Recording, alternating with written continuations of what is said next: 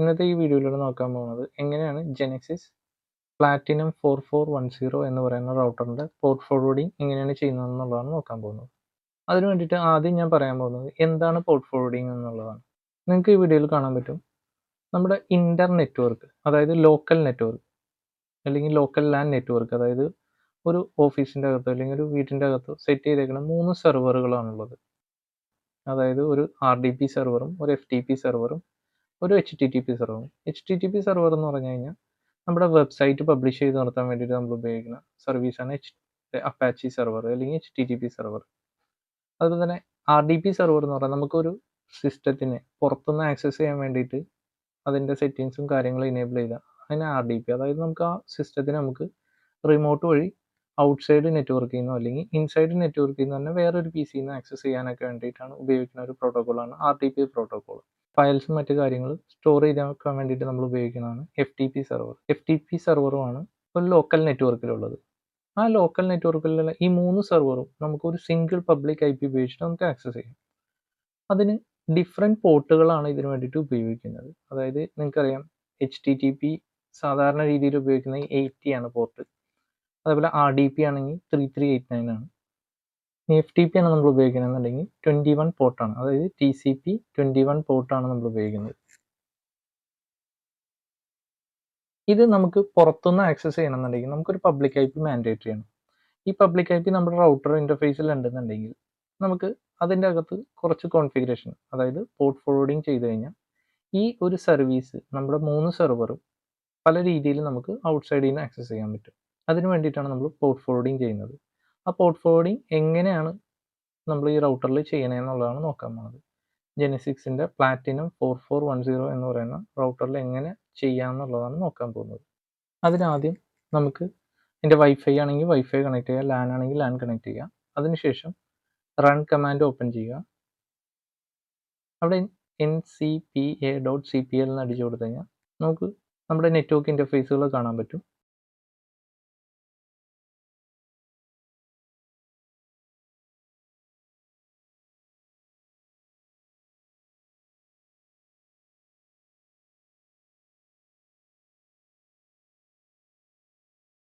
ഇവിടെ നമുക്ക് multiple network interface card ഉണ്ടെന്നുണ്ടെങ്കിൽ മൾട്ടിപ്പിൾ നെറ്റ്വർക്ക് ഇൻ്റർഫേസും നമുക്കിവിടെ കാണാൻ കഴിയും.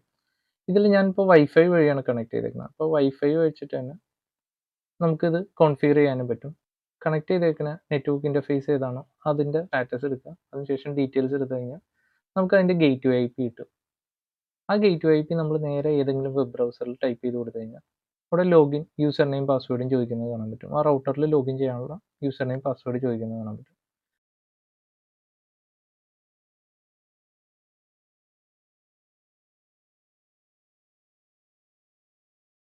ആ യൂസർ നെയിം, പാസ്വേഡ് നമുക്ക് സാധാരണ രീതിയിൽ ഇതിൻ്റെ റൗട്ടറിൻ്റെ ബാക്ക് വശത്ത് കാണാൻ പറ്റും.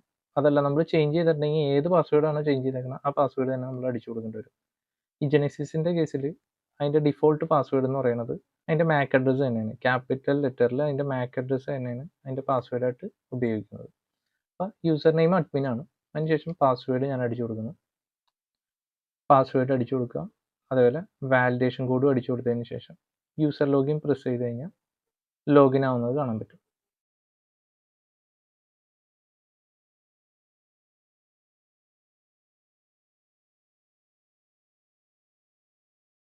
ലോഗിൻ ആയതിനു ശേഷം നമുക്ക് മുകളിൽ കാണാൻ പറ്റും status, net, security, app, manage, diagnose, help, അത്തരത്തിലുള്ള ടാബുകൾ കാണാൻ പറ്റും.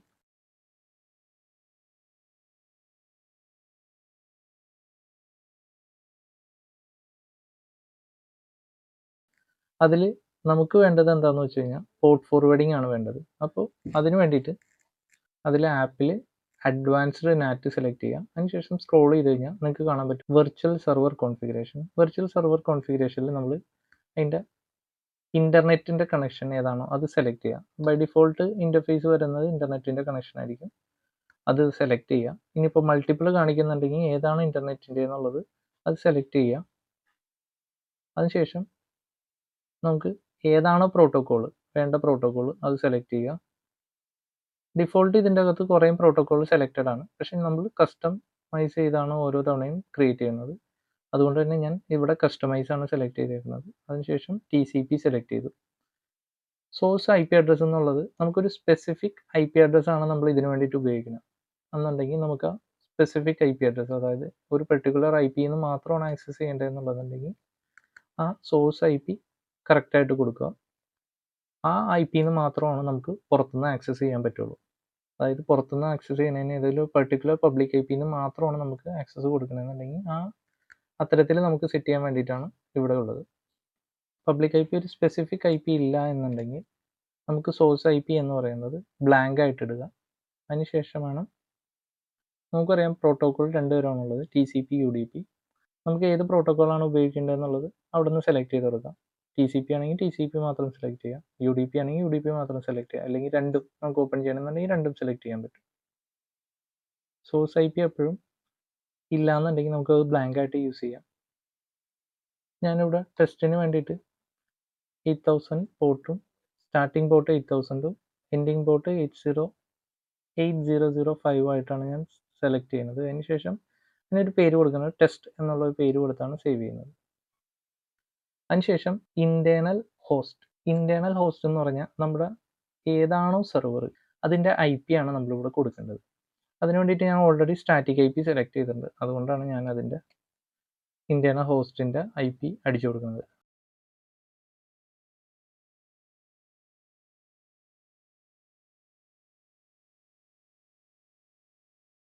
നിങ്ങൾക്ക് കാണാൻ കഴിയും ആ പോർട്ട് ഇവിടെ സേവ് ആയിരിക്കുന്നത് കാണാൻ പറ്റും.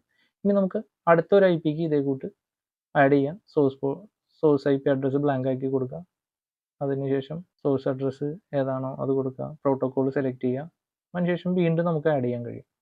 ഇവിടെ ഞാൻ ആഡ് ചെയ്യുന്നത് 3389 ആണ്. 3389 എന്ന് പറഞ്ഞാൽ RDP പ്രോട്ടോക്കോളാണ്. അതേപോലെ IP ഏതാണോ നമുക്കറിയാം, RDP സെർവറിൻ്റെ IP ഏതാണോ ആ IP കൊടുക്കുക. ഞാൻ ഇവിടെ RDP സെർവറിൻ്റെ IP 1.3 ആയിട്ടാണ് സെറ്റ് ചെയ്യുന്നത്. അതിനുശേഷം മാപ്പിംഗ് നെയിം കൊടുക്കുക RDP, ശേഷം ആഡ് ചെയ്യുക.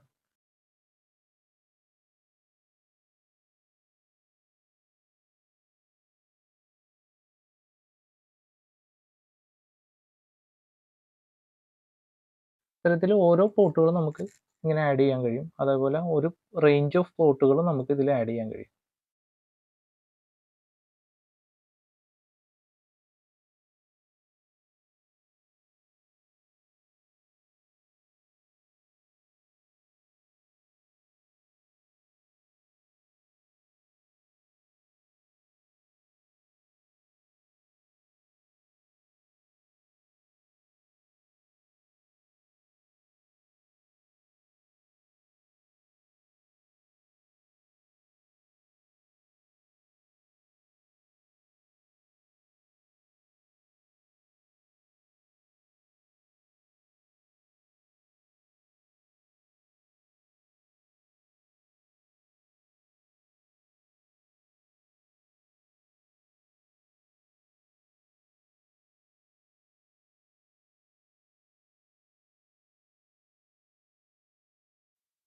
ഇങ്ങനെ ആഡ് ചെയ്തതിന് ശേഷം നമുക്ക് ഈ കാണുന്ന സൈറ്റിൽ, അതായത് yougetsignal.com എന്ന് പറയുന്ന സൈറ്റിൽ കയറി കഴിഞ്ഞാൽ നിങ്ങൾക്ക് ലോഗിൻ ചെയ്ത് കഴിഞ്ഞാൽ നിങ്ങൾക്ക് കാണാൻ കഴിയും ഏത് പോർട്ടാണോ നമ്മൾ ഓപ്പൺ ചെയ്തേക്കുന്നത് ആ പോർട്ട് അവിടെ അടിച്ചു കൊടുക്കുക. അതിനുശേഷം ചെക്ക് പ്രസ് ചെയ്ത് കഴിഞ്ഞാൽ അത് ഓപ്പൺ ആയിട്ട് കാണിക്കുന്നതാണ്. ഇൻ കേസ് അത് ക്ലോസ്ഡ് ആണെന്നുണ്ടെങ്കിൽ അവിടെ താഴെ ക്ലോസ്ഡ് എന്ന് കാണിക്കുന്നതും കാണാൻ പറ്റും. ഇൻറ്റേർണൽ സെർവറിൻ്റെ ഫയർവാൾ, ആൻറ്റിവൈറസ് അത്തരത്തിലുള്ള കാര്യങ്ങളൊക്കെ ചെക്ക് ചെയ്തതിന് ശേഷം വേണം നമുക്ക് പോർട്ട് ഓപ്പൺ ചെയ്യാൻ. അപ്പോൾ അതും വെരിഫൈ ചെയ്യേണ്ടതുണ്ട്. ആദ്യം ഇൻറ്റേർണലി ആ പോർട്ടും മറ്റു കാര്യങ്ങളും വർക്ക് ചെയ്യുന്നതാണെന്ന് വെരിഫൈ ചെയ്തതിന് ശേഷം മാത്രമാണ് നമ്മൾ റൗട്ടറിൻ്റെ അകത്ത് പോർട്ട് ഫോർവേഡിങ് ചെയ്യുന്നത്.